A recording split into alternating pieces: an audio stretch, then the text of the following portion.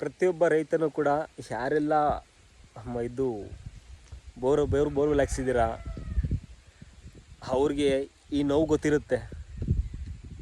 ಈ ಮೋಟ್ರ್ ಕೆಟ್ಟೋದಾಗ ಆಗ ನೋವಿರುತ್ತಲ್ಲ, ಅದು ಪ್ರತಿಯೊಬ್ಬ ರೈತಗೆ ಮಾತ್ರ ಗೊತ್ತಿರುತ್ತೆ, ಬೇರೆ ಯಾರಿಗೂ ಗೊತ್ತಿರಲ್ಲ ಆ ನೋವು ಏನಾಗುತ್ತೆ ಅಂತ.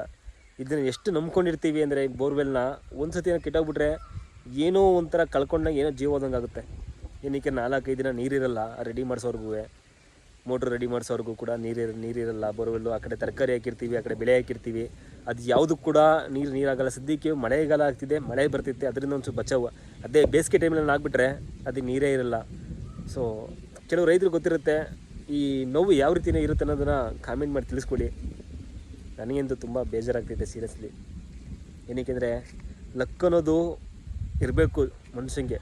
ಬ್ಯಾಡ್ ಲಕ್ ಅನ್ನೋದು ಒಂದು ಸತಿ ಬಂದುಬಿಟ್ರೆ ಅದು ಹೊಡ್ತಾ ಬಿಡ್ತಾನೆ ಇರ್ತದೆ. ತರಕಾರಿ ಹಾಕಿದ್ದು ತರಕಾರಿ ಕೂಡ ರೈಟ್ ಇಲ್ಲ, ಪಡ್ಲಕಾಯಿ ಎಲ್ಲರಿಲ್ಲ. ಇವಾಗ ಕಟ್ ಮಾಡಿ ಕುಳೆ ಮಾಡಿದ್ದೀವಿ, ಇವಾಗ ರೈಟ್ ಆಗಿದೆ. ಸೊ ಹೀರೆಕಾಯಿ ಗಿಡ ಹಾಕಿದ್ದೀವಿ, ಅಂಥ ಟೈಮಲ್ಲಿ ಈ ಥರ ಬೋರ್ವೆಲ್ಲು ಕೈ ಕೊಟ್ಟಿದೆ. ಏನು ಮಾಡಬೇಕಂತ ಗೊತ್ತಿಲ್ಲ.